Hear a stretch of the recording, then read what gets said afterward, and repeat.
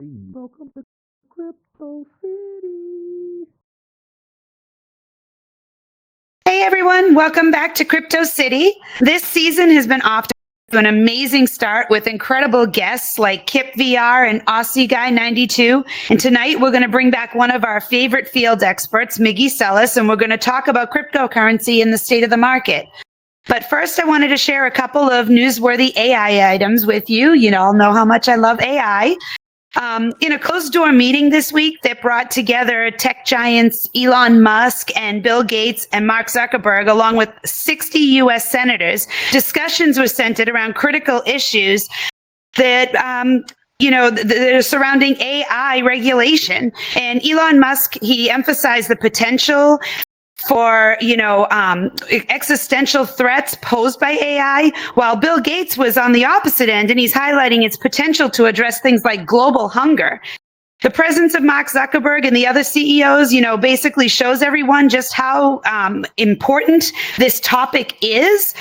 But the meeting achieved kind of a general consensus that government intervention is essential on some levels. And given the likelihood of some of the industry players, that are not voluntarily implementing safeguards, it looks like the government is going to end up stepping in and putting in, their rules and regulations. It also unveiled some tensions, though, particularly concerning the misuse of open source AI systems in the workforces and the concerns on, different jobs. But, these key items reflect on the complex regulations of AI. So, we'll see where that goes to. In other news that's really exciting, a groundbreaking study conducted by Emory University has revealed that AI chatbots like ChatGPT demonstrate superior accuracy in diagnosing symptoms compared to other online symptom checkers. So, there's a lot of programs out there that people go on and type in, these are the symptoms that I have, and you get back, some options of what might be wrong with you. Well, AI's been really kicking butt on this and coming back.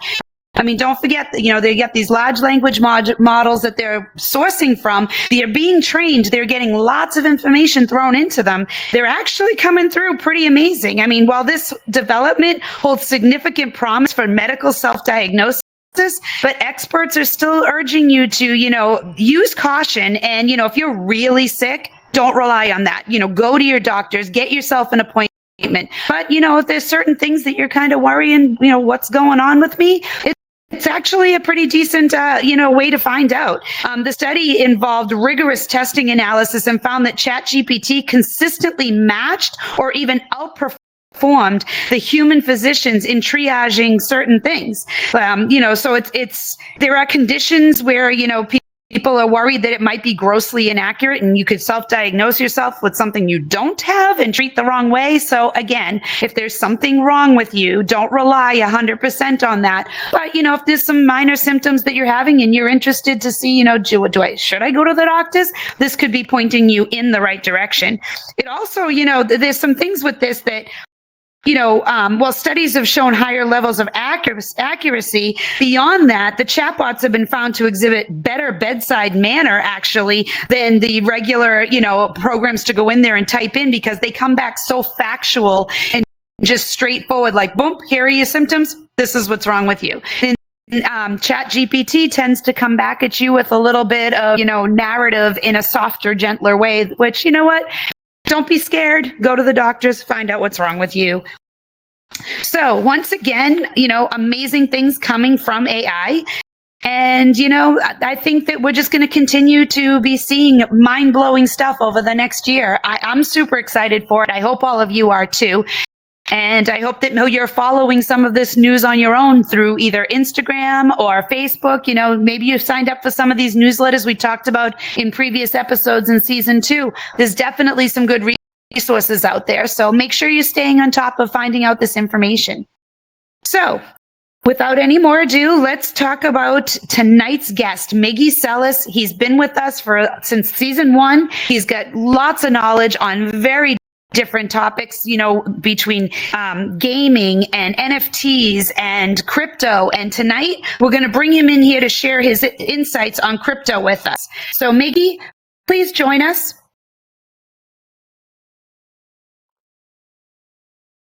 Hey, Miggy.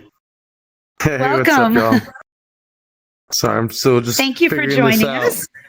That's okay. Yeah. If you just want to grab a seat on the couch right there.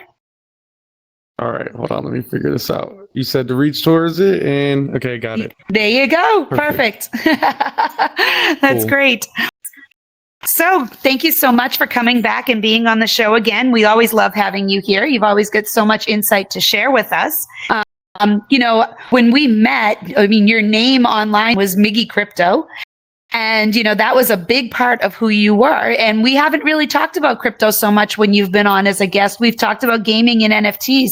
So tonight we're going to go back to your roots and we're going to talk about crypto. I'd like for you to kind of share with the audience here how you originally got involved in crypto.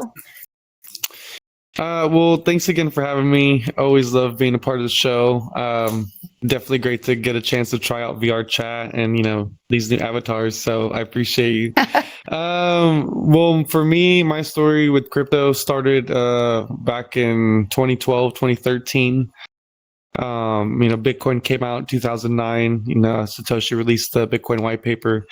I don't really remember what brought it across my table or like what brought it to my attention, but all I know is that one day I heard about Bitcoin, read about it, loved the idea of decentralizing your finances, and just like the overall concept of that in order to make the system work, it required the participation of a lot of people on their own free will, and that a lot of the processes involved were automated through algorithms and very basic AI. And so the freedom that I could potentially saw in it is what really kind of grabbed me. And so started messing around with Bitcoin. Like I said, I think it was the end of 2012, beginning of 2013. Just started reading about it as much as I could. Back then, there really wasn't a lot going on with Bitcoin, very little actually. So I spent a lot of time just kind of looking through the internet, YouTube searching videos, everything that I could. I would Google search Bitcoin and just go down the line. Because back then there wasn't a lot. I mean, you could go through 2 pages of searches and get everything there was on Bitcoin on the entirety of the internet. Like, it was crazy. There wasn't a lot of information out, even though it had been out for about 4 years. Still very little had been done with it. But at the time that I started getting into it, it became a little bit more popular. It had already reached, a couple $100s in price. And so a goal of mine, was really to kind of just find out what was the best way I could get Bitcoin, especially for free, because at that time there were a lot of faucets. There were a lot of miners just giving stuff away. There was a lot of good opportunities just to receive it. There were people who were really into it and believed in it, and they had gone in so early that, they created opportunities that you could just get Bitcoin, because that's how the community worked back then. Was, when I first got involved, the whole concept, behind, that drove everything, was community and, the empowerment of individuals. And it was never really about, the money that you could make getting involved. It was more about the freedom that, was behind all that. Because this was a communal group making decisions that were justified through algorithms and math, and so not a lot of room for corruption. Everybody was pretty much equal, and so their decisions had equal weight. And it was a really cool concept. So there was a lot of people out there willing to get Bitcoin in anybody's hands that they could. So I spent the first few years learning about it and searching for it. I searched the internet everywhere I could to find every Bitcoin faucet, find every little game, every opportunity where I could take a little bit and get a lot, or even just, learn, which led me to making, online groups. I would find people that were interested. Much like everybody else, when they first get involved with cryptocurrency, specifically Bitcoin, you get really excited about it. You want to tell everyone about it, like, hey, you should have Bitcoin because of all these reasons, or you should not use your bank because all, like the whole thing. And that, just like it did now, back then really kind of turned people away unless they actually understood, the financial incentive of, being your own bank and actually controlling your own money. Because even now, a lot of people don't even really understand how money works in general. So it's hard for them to want to understand how Bitcoin works. And so, I started a lot of groups because in that first, few years, like I said, I was kind of trying to reach out to everybody, really with very little success because, back then you had a whole slew of things against you, specifically if you were into Bitcoin or any type of alternative, monetary system. And, the banks were against you. The government was against you. Everything in the media was negative. You talk to people, family, friends, they thought you were crazy. So, there was very little support and, really took, full faith in what we were doing to kind of just chug along. And so little by little, I would find people who wanted to learn. And so we'd start small chat groups. We'd start small business groups. We would just continually make mini communities, where we could just to get in people that wanted to be involved and teach each other, as we all learned, because it was still pretty new then, even to a lot of people now. So for the most part of my journey, I spent a lot of time just buying Bitcoin, selling Bitcoin, trading it. Again, for me, my objective was where could I find it either for free or the cheapest, because even then there were very few places to buy it, exchanges, local Bitcoins was something that I used a lot, which acted as a custodial option where it was all automated. So you could have all types of deals that were made either facilitated online or even in person, and local Bitcoins would act as an escrow, and they would hold on to the Bitcoin until both parties had agreed that one had sent it and one had received it and that everything was mutual, and they would release the funds and cool stuff like that. But it was really hard to actually buy and sell it back then. So I did a lot of crazy things. Every opportunity I had to buy it, I did. Every opportunity I had to sell it, I did. I never really held on to any myself. I wasn't much of a hodler. I like the idea, of holding on to Bitcoin because one thing, even that I tell people now is that right now the whole objective is accumulation. Specifically with Bitcoin, there's a lot of other alternative coins and things like that. But with Bitcoin, if you're going to get involved, the name of the game is accumulating. You want to buy as much as you can and have as much as you can when the point turns where it's like, hey, this becomes a international, which it kind of already is, but a globally accepted currency where you can go to stores and buy in Bitcoin or pay your cell phone or buy your gas and not necessarily have to go through places like Coinbase for their Visa card, but that merchants that'll accept Bitcoin directly.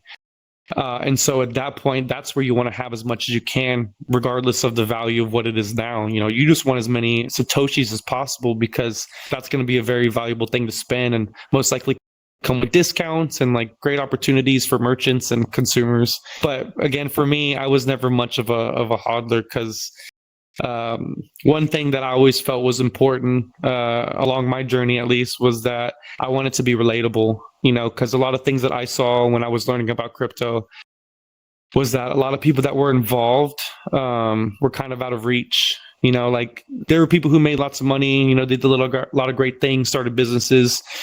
But for a huge part of them that were in the media, they had a lot of already financial opportunity to do that. Like they could afford to buy a lot of Bitcoin and sit on it and not spend it.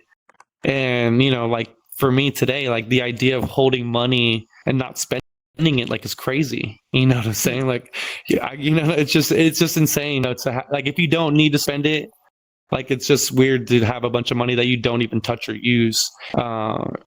Because my situation has always been like, if I had money, I probably needed it and I needed to spend it, or wanted to spend it on family and stuff like that. But, mainly bills, things like that. So like, I wanted to be relatable. I didn't want to be one of those people that, was a story like, oh yeah, they had this chance where they just spent a bunch of money and had a lot of Bitcoin and, were able to just sit on it for years until they made a bunch of money, because that was one thing that I felt, out of touch with when I was learning about Bitcoin. I never really got to see people who were like me actually struggling to, survive and pay bills and still get involved in cryptocurrency. Like all those people didn't get involved. They didn't want to because they thought it was just not for them. Because again, like what the media was showing, the people that they were showing, like, I could never buy a bunch of Bitcoin and just sit on it. So there's a lot of people who don't even bother because they might feel the same way.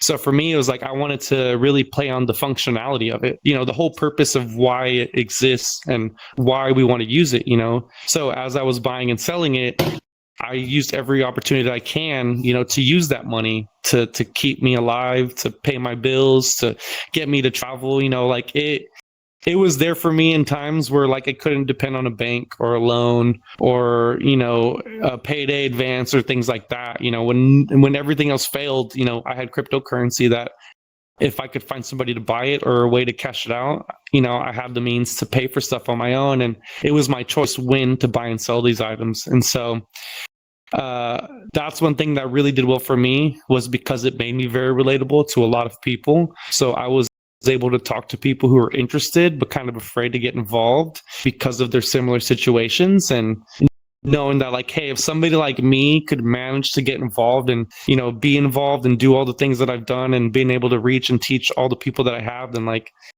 essentially anybody can, you know, because as many actually don't know now, like you can just spend $5 and buy $5 worth of Bitcoin at any point in time. You know, it doesn't matter if Bitcoin is $1 million or if Bitcoin is $50, you know, you can still take $5 of fiat currency, go into, you know, an exchange or place Coinbase. Nowadays, you can actually do it at a Coinstar machine and you can buy Bitcoin.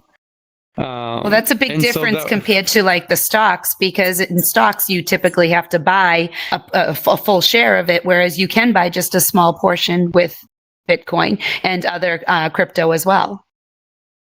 Yeah, absolutely. You know, and as far as an investment tool, you know, there are certain investments that, you know, are again out of reach for people because of certain stipulations. And with cryptocurrency, it didn't have any.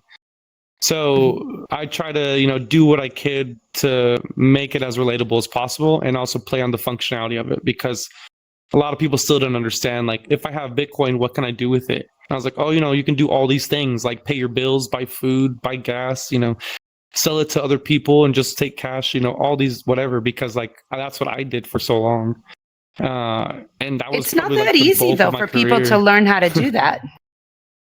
It's not easy now, even with all the, you know, apps and tools like Cash App, you can buy and sell Bitcoin, but it's still not easy now. Back then it was nearly impossible.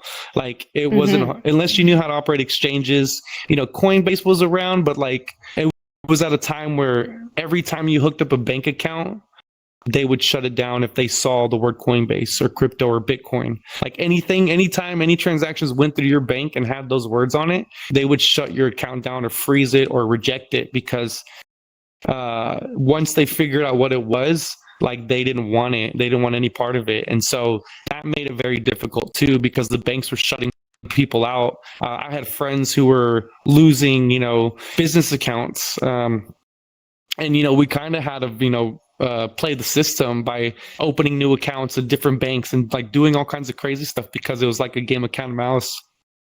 And this was like really early on, so it was pretty difficult, but it gave me something to teach people. You know, gave me something to talk about to people who, again, it may not seem so relatable to them, because, you know, it's like a single mother who's working like 2 jobs, you know, like most of the time she's not really going to understand how or why Bitcoin can apply to her, because for the most part you only hear the investment aspect from people who, you know, have money to sit on, or at least assets that they can use. You know, like they have a little bit more opportunity than somebody who's like paying, you know, from their paycheck to their bills like monthly and like barely getting by. You know, buying Bitcoin then and sitting on it doesn't really make sense at that point. So for me, I was able to connect to a lot of people because I could make it make sense to them. Because let's talk about in their now. Situations. How now? You know, obviously the market, we watch it. It's up, and it's just like the stock market, up and down. But the crypto market's really taken some pretty big hits over the last year. So, I mean, and obviously, you know, you talk about, you know, being a hodler and, you know, holding on to what you've got for a while. You know, your mindset has to have changed a little bit as far as, you know, throwing money into it and turning it over regularly, because you're not getting the growth that you were getting back then.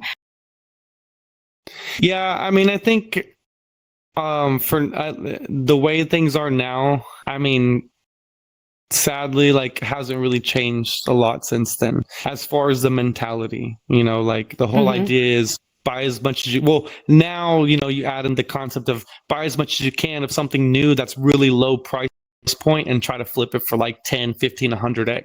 Like back then it wasn't, that wasn't really the big focus because Bitcoin was like the big dominating crypto. But now, with all these, thousands of altcoins that are out, you can call them shit coins, altcoins. There are tokens for games that are tokens that are associated with NFTs. Like, you have tokens being created almost every day. And so now the mentality has become, buy as much as you can for as little as possible and hope for that big break. And so I think a lot of that shifted, when Bitcoin and Ethereum and all them started to really, become valuable and people were able to really make a lot of money. And I think, again, like the mindset hasn't really changed as far as like people forgot what the basic ideals were. So for me, like I honestly, I try to just stick with how things were when I first started. Like I still want to be relatable to people. I still buy and sell crypto, on a regular basis. Like I have Bitcoin, but shit, if I need it, I cash it out and I spend it. I've had Ethereum, whatever. Like if there's no reason for me to have to spend it, like if I don't need that money because I'm, working a job and paying bills with that, then I won't. But if like I need it, like I will do whatever I can to cash it out, send it to my Coinbase or, sell it to somebody who needs it. I try to use it for like, opportunities to buy NFTs and stuff now, but for the most part, I'm definitely not afraid to spend it. Not at all.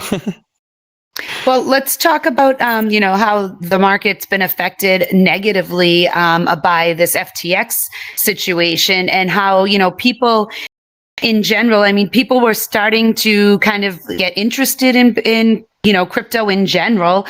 And things were kind of growing in that direction all the way around. And, some of that has to do with, NFTs and Web3 and the gaming aspects, a lot of crypto being used in so many different arenas. But then something big like this happens and all of a sudden everybody's like, oh, here we go. I told you guys not to. So like the naysayers come out in droves because now they're saying, oh, we told you guys not to get involved with that stuff. Now your money's gone and everything. How do you, counter that with, arguments for still staying in it when you have groups like that out there and their arguments about regulation and why is this not being watched more closely? I think with a lot of stuff like that, specifically with the FTX stuff, it kind of reinforced all the negative ideas behind cryptocurrency and Bitcoin. Especially like a lot of stuff early on that the government was trying to push on in the media, how it's for criminals or it's for scams and all this stuff. So it definitely, really kind of took a lot of momentum out of where cryptocurrency was going. But I think honestly, for the most part, it affected the people who were in the mindset of like, hey, we're going to do all this stuff to try to, really multiply our gains. And so in that sense, from a financial standpoint, it's going to make it hard for a lot of people to want to be involved because of, how easy it is to actually lose your money. If you don't really have a smart investment of any type, regardless if it's cryptocurrency or not, you stand to have an opportunity to lose all that because nothing is exactly sound. And we've seen how volatile, cryptocurrency has really been. And so I think the biggest thing to really combat that is just, fundamental knowledge of what cryptocurrency actually is, what the blockchain actually is and how it operates. Because yes, these things can be tied to cool stuff like, money and finances. But at the end of the day, the very basics of what it actually is just a systematic way to move information. Like these, if you look at the back end of all this stuff and you could see it, on the wall, like programming in the script, you would see it's just really information being moved from one place to another, and that's the basic of it. It's just data, being shuffled around, which is, very similar to the currency system we have now, but it's vastly different in a sense as well, because we have dollars, they stand for one thing, and when you move that, you're moving a dollar, actual piece of cotton or paper or whatever. But with like Bitcoin, you're moving information, And so I think fundamental knowledge, going back to teach people like, yes, things like FTX can happen because people are fallible. Human beings make mistakes. Human beings are corruptible, we're greedy, all these great and terrible things at the same time. Human beings run corporations, they run companies, they run banks, they make financial decisions, good, bad, or neither. And so those things are going to happen when you have humans involved in decision making. But if you actually look at the coding, what cryptocurrency, Bitcoin, especially all the tokens that were involved in FTX, nothing was wrong with the technology. The technology worked just fine. We saw where the money went. We saw where the money came from, and all the information, all the data was still there. Nothing was wrong with the blockchain. Nothing was wrong with Ethereum, with Solana's had its issues, but you know what I'm saying? Like Solana, Bitcoin, all these things that were, essentially taken from FTX, the technology was sound. It works just great. And so I think that's, where we have to kind of shift back, is really take a step back away from, okay, yes, you can make money, you could do all these great things financially, but look at what the technology is and what it does. That's what's important, because that's what's really valuable, not the dollar sign. It's what the blockchain can provide, and in a sense, provides a lot of freedom because of basic control over information. And so that's what I think is really what helps why people still stay around, because those who understand that, basic part of it, they know that, like I said, shit will happen with money and banks and financial firms. But as far as the technology goes, especially if you want to talk specifically about Bitcoin, like Bitcoin blockchain is sound, that is algorithms. Like nothing is above math, it's very incorruptible, like equations and algorithmic systems, like, it's things that like are the basis of like creation itself. So when you look at that side of it and you start learning and you start teaching people about those fundamentals, it takes the fear away of like what's happening in the market. It helps you get through the volatility, because without that, I mean, it's crazy out there. You're basically gambling at that point. And for me, gambling, is not fun. It's scary. Do you agree with the government coming in, the SEC stepping forward and putting in some regulations to help protect people? I mean, yes and no. I think as they start to learn more about, how the blockchain operates, I think they'll be able to see that a lot of it is systematically self-governed. I don't know if that's a real word, but self-governable. You don't really need a lot of laws to actually control it. You might need laws to kind of control the people that are, interacting with it, which I think as far as the SEC standing in to do that, I think, yes, is necessary, because we need financial laws to be able to hold people accountable for their actions, just like with FTX and all the stuff that's happening.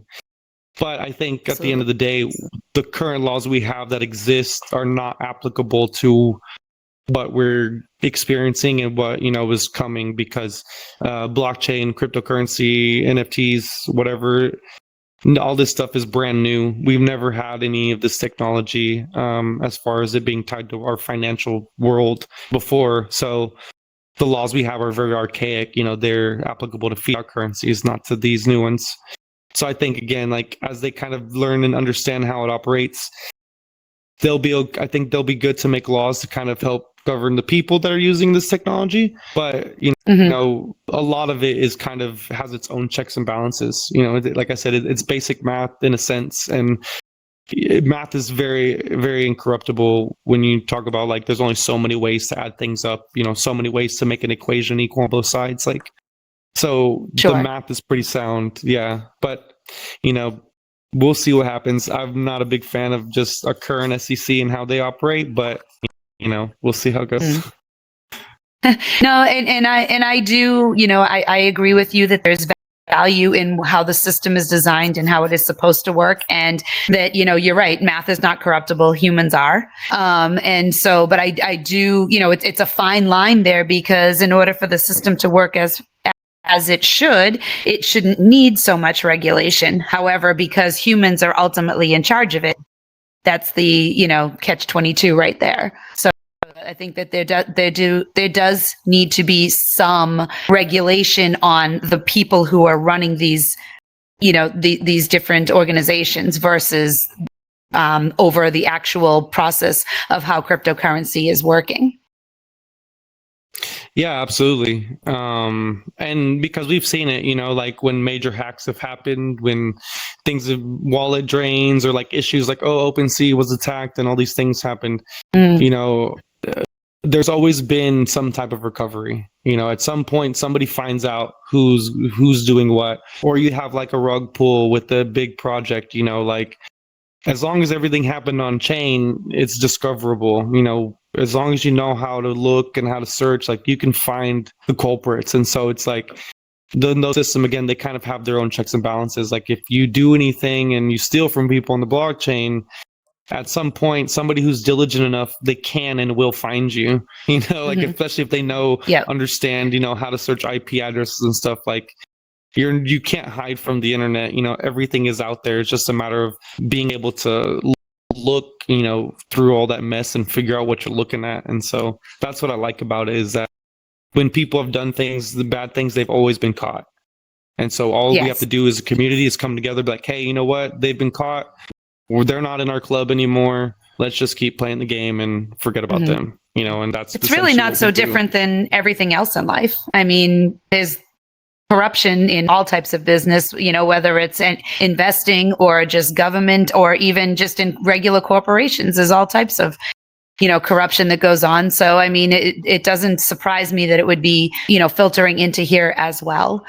But you talk about this stuff, quite a bit. You also go around to a lot of conferences and talk about different aspects of this. Just recently, you were at Rare Evo, and this year you've been at several different conferences where you've talked about different stuff. That we have you up on the screen around the blockchain and there. So, tell us a little bit about what you're discussing when you're out there and what you're hearing from the public with regards to what's the general pulse out there right now. Well, Rare Evo was a cool one. I did enjoy that. It was a bit of a smaller conference, and it was more. I don't want to say it was a Cardano conference, but majority of the sponsors for this were Cardano-based projects. Charles Hoskins and himself. I mean, it was great, getting to sit there and hear Charles talk, because, honestly, the last couple of years, there's been a lot of stagnation, especially since things kind of, went bad with FTX.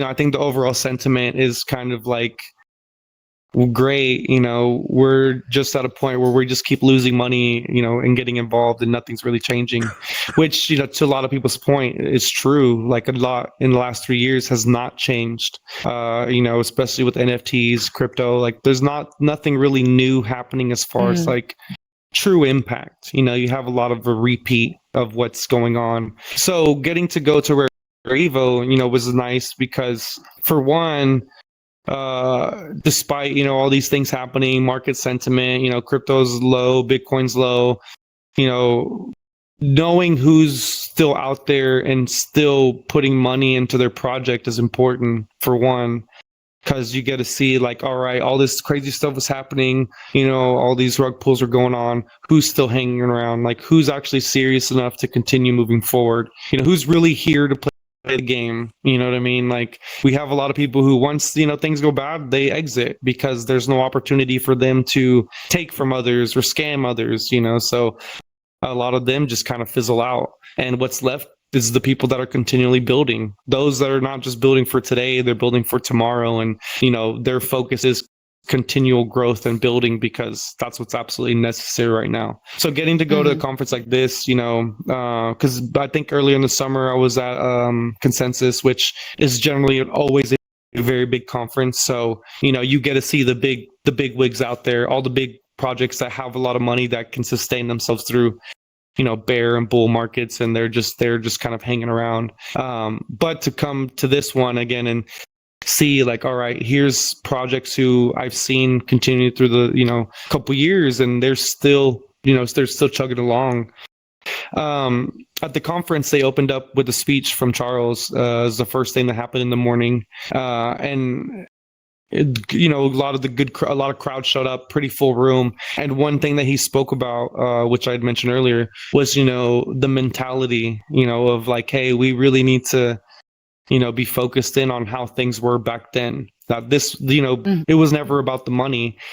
And being at Rare Evil, you see the people who have that mentality where it's like, we're here, and yes, making money is nice, but the overall sentiment is it's not about the money. It's about, the control of your own freedom, being able to do things under your own free will and, empower not just yourselves, but the people within your community around you, and teach them how to do the same for others. And so getting to hear him talk about that and really just kind of, he kind of spoke about the sentiment overall of what's going on in crypto, and, how Cardano is still continually building. And again, like the people he's working with, the groups that he's working with, like their mentality is, we're here to build, we're here to make things better and have fun while we're doing it.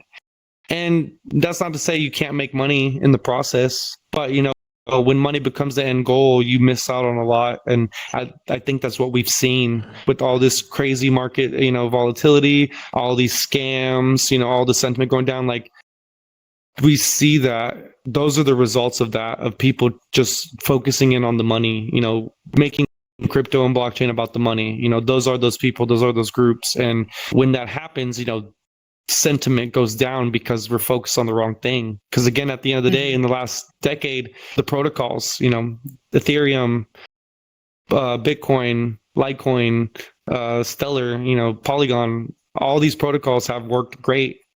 They've have, hundreds of thousands of transactions that they're processing. They're running fine. Very few have actually had any slowdowns or any, network outages. And those are like probably your newer ones that have just come around the last few years. But the ones that have been around for a decade, like, they're chugging along strong, like, they're working. And so that's what's important, is that like, hey, the community still is growing and still exists. And so we're just here to build. And that's what I liked about being at Rare Evo. Like, it felt more of that there were groups there where it's like, it was more important to focus on the building aspect of the community rather than on the end goal of just making money.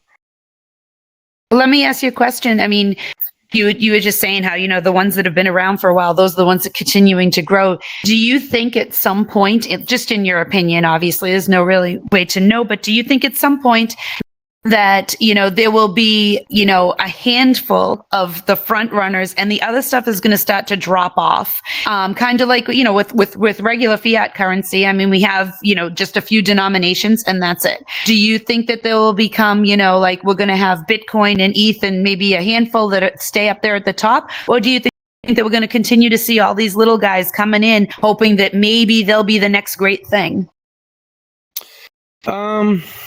Honestly, I think the way that it'll end up working is that, we will just have a continual burst of all these new tokens, because even the ones that we currently have, like they all have different functionality. Like what Bitcoin does is not what Ethereum does. Ethereum and Bitcoin are not the same. One is a cryptocurrency and one is a token. They both have financial value behind them, but what their purpose is different. Yeah, like Bitcoin is a true cryptocurrency. It was made and designed to act as a storage of value to replace fiat currencies. Just like Litecoin, same thing. Like some things that are out there that are specifically just currencies. But then you have, things like Ethereum that actually introduce, smart contracts and all these great things to enable NFTs and really power them up.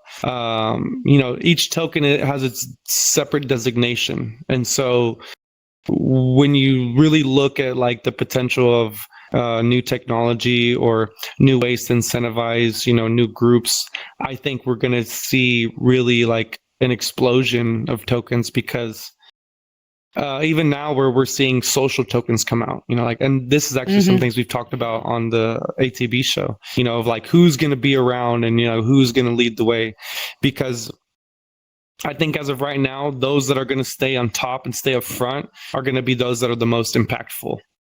Because that's one thing that we really lack, is impactful projects. We have a lot of cool projects that are doing great things, people making money, they have games attached to them, or great artists or music or whatever, but very few have, I mean, not to say that they don't exist, but very few have come out in a big way that are actually impactful. Where we're talking about, Bitcoin is revolutionizing the way we transact financially. That's very impactful.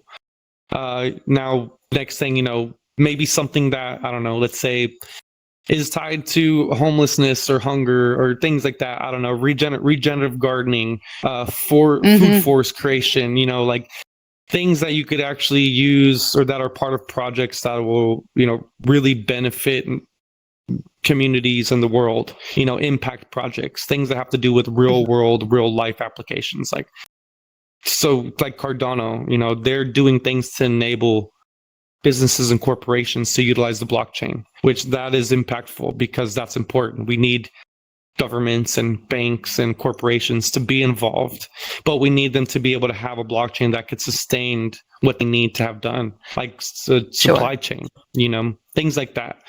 So the projects that I think that are focused on that, impactful things and help move industries along and really help us, operate crypto in our normal world on a regular basis, like those are going to be what your heavy hitters are. Those are going to be the ones at the top, like at the 10, Ethereum made smart contracts, made NFTs much more easier to operate with. They're not going to go anywhere. Bitcoin again is revolutionizing financial currency, but more projects that come out like that focus on impactful things, I think those will at least be your first ones to really take off.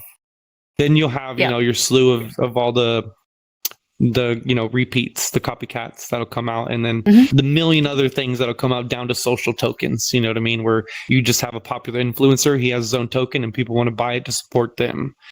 So I think that's the direction we'll see it. At least that's the direction I hope it goes. But for now, I think, there's going to be no end to the growth. We'll see some fall off. And I think the ones that fall off are going to be the ones that are tied to scams, or for rug pulls, or just mainly focused on, driving profits and making money. Again, the less impactful, the less reason it has to exist. At some point, I don't think it'll really make it.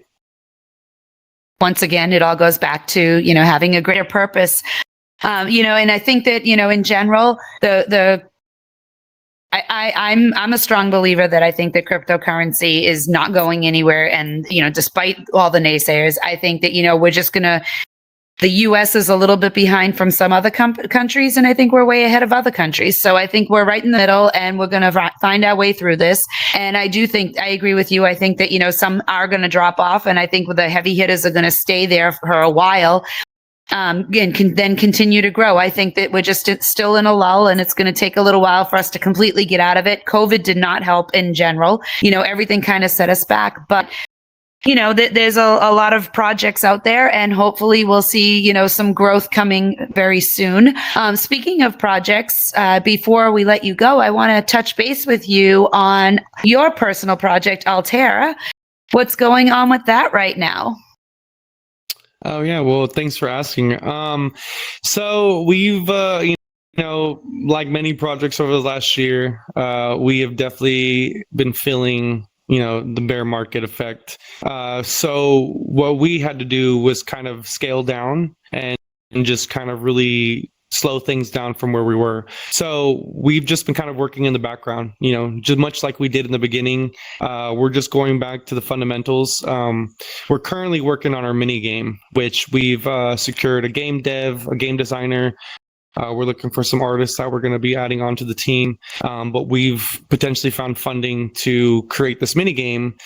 And once we get this this basic design of it, we're going to deploy it on different blockchains. And so our main game is an MMORPG that, our founder has been creating for like over a decade. And so the main game itself is going to take a pause because building a true MMORPG is very expensive and time consuming. And so we're going to take our resources and try to be smart. Again, we're trying to go back to the fundamentals and do things that, make sense for us in the long run and for our community. And so we want to create and release this mini game so that way those who have supported us and stayed with us will have something that they can engage with, play with, and be a part of, soon, rather than, waiting for us to kind of get back onto the track with our main game, which is very laborious. But that's where we're at right now. I've just been kind of going to, doing the conference thing, connecting with projects, connecting with blockchains, looking for grant funding to deploy on their chain. And so we're at the point where we're getting our game designed, and we have some great people on our team to help us make it happen. We were close to securing one of our first legs of funding for it. And so, yeah, hopefully within, the next 6 to 12 months, we'll have a mini game out and for y'all to check out and play, and, be on track to building our main game. What we're focusing right now is getting to our events. So we're going to use the mini game to kind of be for our community. Again, try to give something for those who have been supporting us and been a part of our, journey, something to do and something to look forward to, rather than just like, hey, we're going to be another 2 years before our game's out for testing.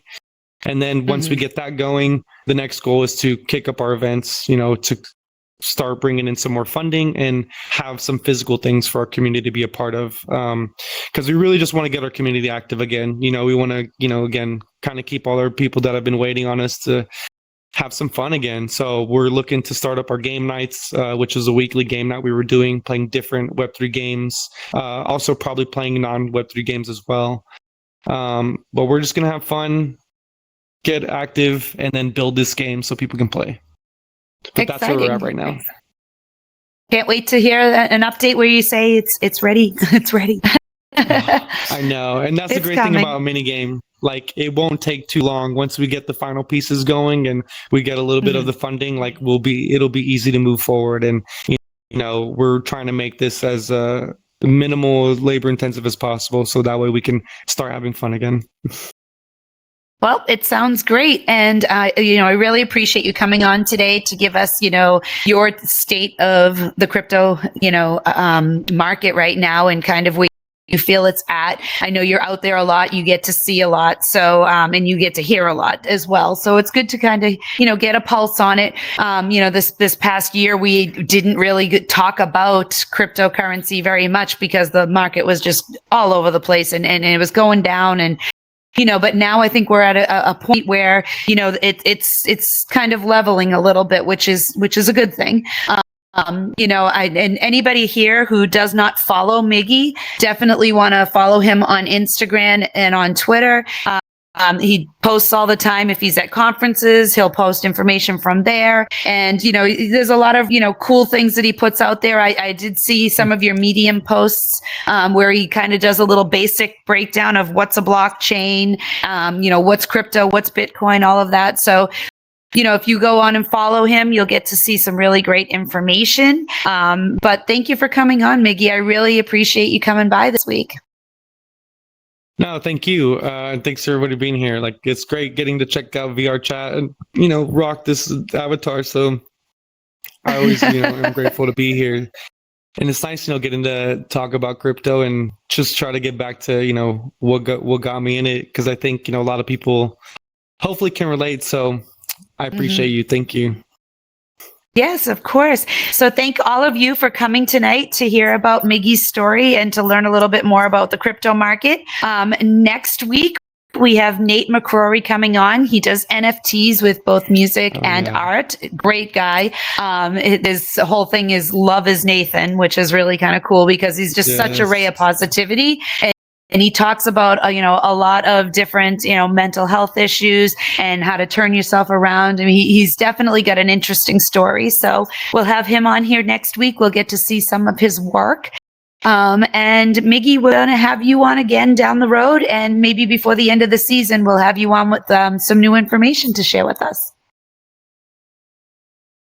Yeah, no, I look forward to it. And, hopefully some more stuff comes up this year. I've got a few things that I'm working on. So I'll definitely have some new information for you guys and some new projects for y'all to check out. But I appreciate it. Great. All right. Well, thank you all. We'll see you again next Monday at 9 p.m. And if you want to rewatch this, don't forget, all these episodes are on our YouTube channel, and we'll have the slides after the episode up on Discord. Thank you all for coming. We'll see you next week. Thank you.